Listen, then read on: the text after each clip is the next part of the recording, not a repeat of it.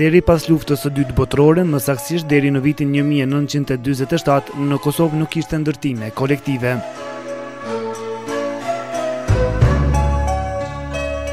Në këtë vit u mor hapi i parë për ndërtimin e disa ndërtesave të cilat do të ishin trikatëshe, ndërtesat e para të tilla në Kosovë.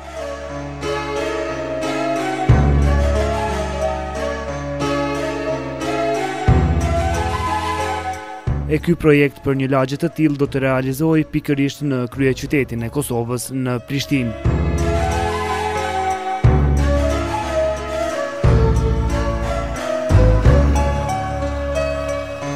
Këto fotografi të kamermanit Fatmir Bajrami, dentistit Agim Ismaili e Bujar Kadiut dëshmojnë për jetën që është zhvilluar në këto ndërtesa, që të tre kanë qenë banor të këtij bloku.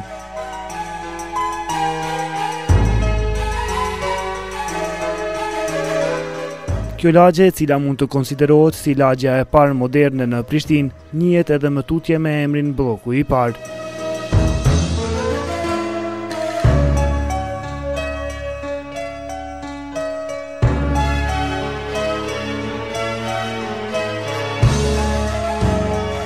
Prishtina si të dinë se banorët e kësaj lagjeje ishin artist, politikan, ushtarak, arsimtare, profesor, pra bëhej fjalë për një lagje të dedikuar për intelektual.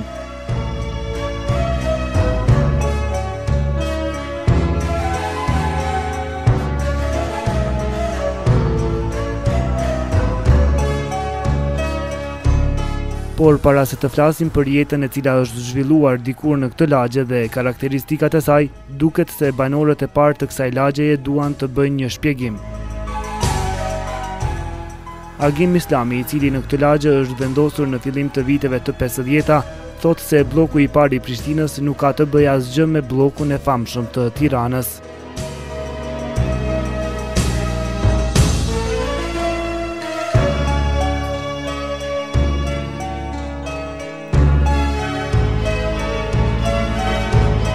Bloku i Tiranës ka qenë i mbushur vetëm me militant partijak të Enver Hoxhës, kurse këtu ka pas aktor, ka pas profesor, ka pas njerëz të kulturës edhe të artit edhe të shkencës, të cilët kanë qenë absolutisht të pavarur prej politikës.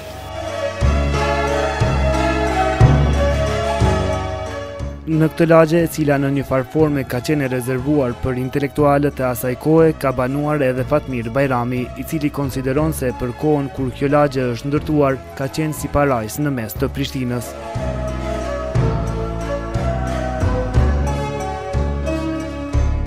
Në këtë lagje, përveç aktiviteteve të ndryshme, dikur pothuajse çdo javë banorët e saj kanë parë edhe filma të ndryshëm në ambiente të hapura. Ka qenë një qerë dhe intelektuale të asaj kohe, kanë qenë të banor, kanë qenë gjithë kuadri arsimor që ka ekzistuar në atë kohë, profesor, arsimtar, pastaj kemë pas politikan, kanë qenë aktorët, artistat e njohur të gjithë kanë jetu këtu, ku ka qenë vërtet një parajs për atë kohë.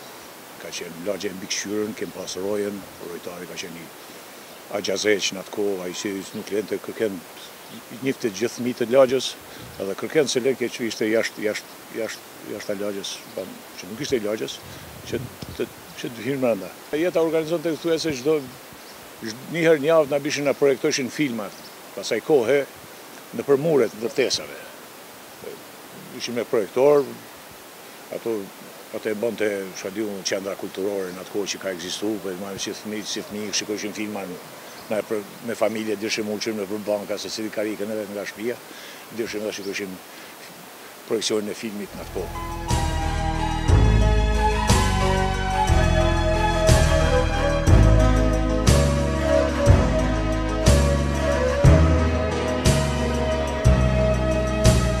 Në këtë blok ishin të ndërtuara 14 ndërtesa, ku secila ishte e dedikuar për një grup të caktuar të njerëzve. Një ndërtesë ishte për artist, një tjetër për profesor, tjetra mund të ishte për ushtarak e kështu me radhë. Bujar Kadiu ishte ndër fëmijët të cilët jetonin në këtë lagje, ndërtesa ku ai banonte ishte ajo e aktorëve. Në fakt, Bujari edhe më tutje vazhdon të jetojnë në bllokun e parë, pikërisht te ndërtesa ku dikur kishin pas hyrjen aktorë të njohur të teatrit kosovar.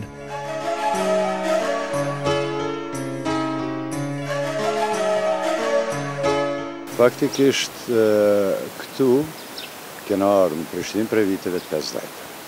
Kjo ndërtesë ka qenë e banuar prej aktorëve të ish teatrit popullor atë që kanë thonë, sot teatrit kombëtar. Në këtë banesë kanë banuar artistë e mirëfillt, pioner të artit tonë, si Ragi Plogja, Malo Gami, Ahmet Spajum, Asar Kadiu, Muharrem Qena dhe shumë të tjera. Po jeta ka qenë shumë e qetë, e organizume, me shumë se di si me ta thonë, me një aktivitet mirëfillt, sportiv, kulturor, e tjerë. Krahasimi është shumë i madh. Ky bllok është faktikisht shkatruar në ditën e sodit. Përpara ka qenë gjelbrim. Këtu janë për kujdes trajnerës profesionalista për mirëmbajtjen e këtij bloku, cilët për mëngjesit e mbrëmje janë për kujdes për gjelbrim, për pastrim, për të gjithë objektet që janë këtu mbrana këtij bloku. Thuaj se kemi qenë privilegjuar, faktikisht, në krahasim me tjerë.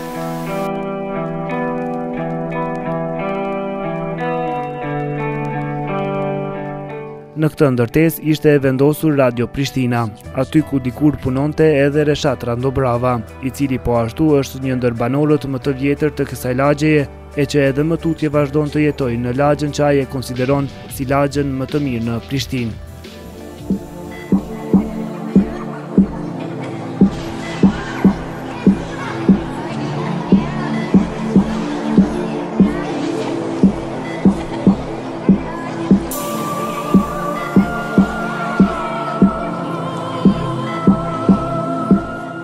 Ndërtesa numër 14, se gjithsej 14 ndërtesa ka bloku, Radio Prishtina ka qenë në këtë ndërtesë këtu, si po shihet para në kamerën e juaj.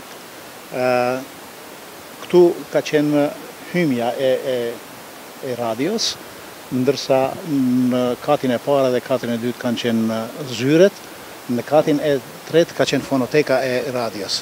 Kështu që në katin e tretë s'ka guxu edhe me hyp kushdo.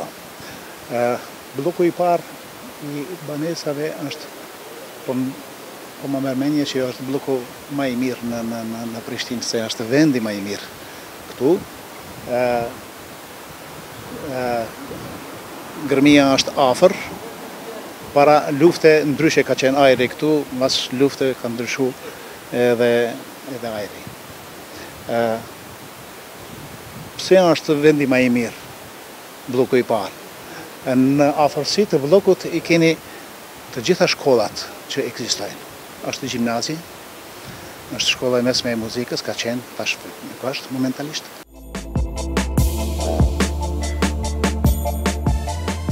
Edhe pse sot në shekullin 21 në Prishtinë nuk kemi një pishin, dikur në këtë lagje përveç territoreve sportive e lodrave për fëmijë, kishte edhe një pishin, e cila për kohën e saj ishte e mjaftueshme për fëmijët e bllokut të parë.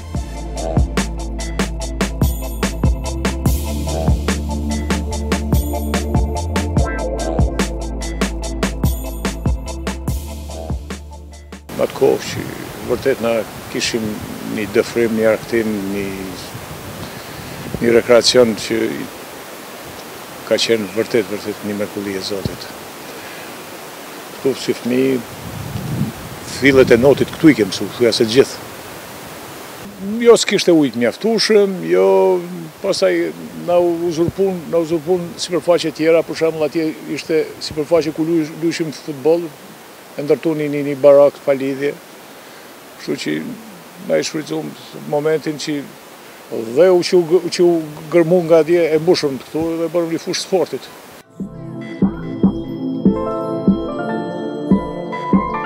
Në këtë lagje është rritë edhe kompozitori Andin Randobrava, i cili e ka të vështirë të ndrojë vendbanim për shkak të kujtimeve të shumta që i ka në këtë lagje.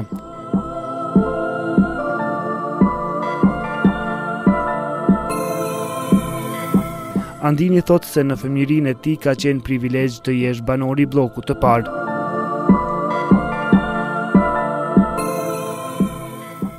Bloku i parë do të thotë shumë, me qenë se është lagja e parë në Prishtinë, në fakt mund të them edhe në Kosovë, ndërtesat e para që kolektive që janë ndërtu, është kënaqësi sepse unë jam lindi edhe jam rrit këtu në këtë blok edhe ka qenë një strukturë tjetër, ka qenë privilegj shumë i veçantë që ti jesh fëmijë i bllokut.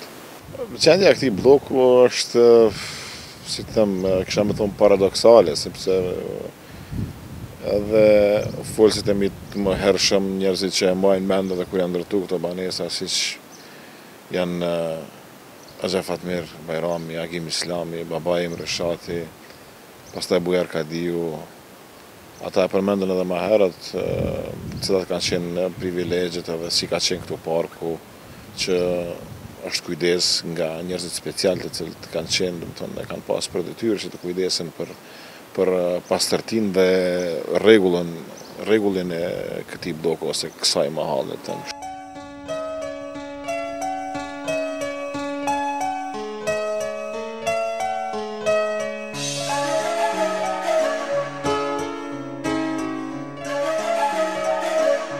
Infrastruktura e kësaj lagje ishte rregulluar aq mirë sa që banorët e saj vështirë mund të largoheshin nga aty.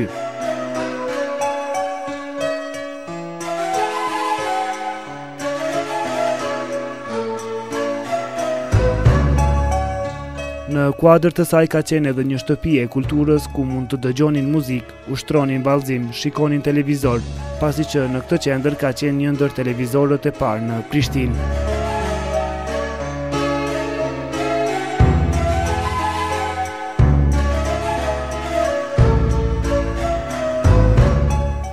Aty kemi pas një gramafon edhe kemi pas televizorin ndër të parët në Prishtinë.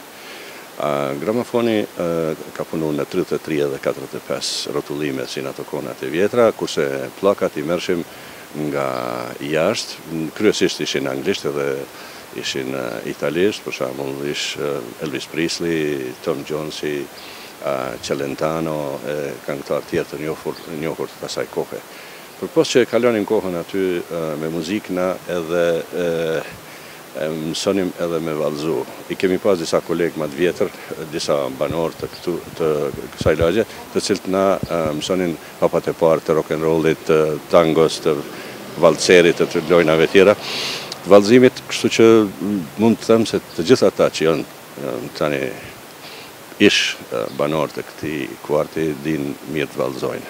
Televizori ka qenë bardhëzi, dhe në atë kohë as Beogradi, as Tirana nuk kanë pas, as Prishtina, s'kanë pas shtëpi televizive, s'kanë ekzistu. Ka ekzistu vetëm RAI, me të cilin na u patëm lidh atëherë, dhe një mësuese tash e ndjerë Muzafere Hatipja, ajo ka ditë italishtën dhe neve na përkthente emisionet e fëmijëve nga RAI. Më kujtohet një emision Kisa Kilosa, kush din, kush nuk din, edhe na uleshim edhe ndëgjojshim edhe me përkthim kuptonin se çka po ndodh në atë emision.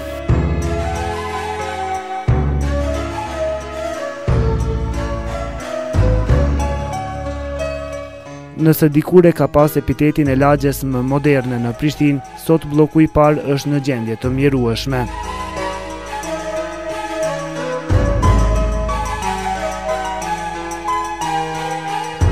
Në këtë lagje që nga viti 1967 nuk është bërë ndonjë investim.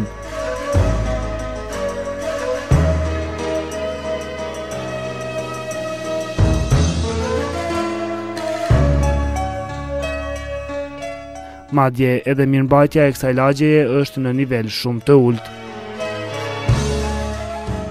Këto ndërtesa janë fasadu 67, në shtator të 67 që në marrë këtu si banor i lagjes.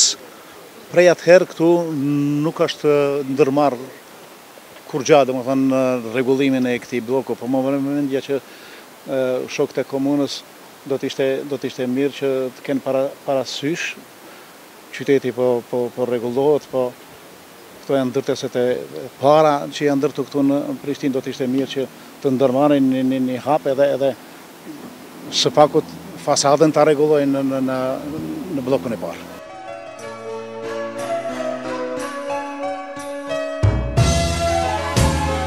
Ky blok ndërtesash, të parat e ndërtuara si banesa kolektive në Kosovë, duhet të ruhen dhe të kenë kujdesin shtetëror, thonë protagonistët e reportazhit tonë.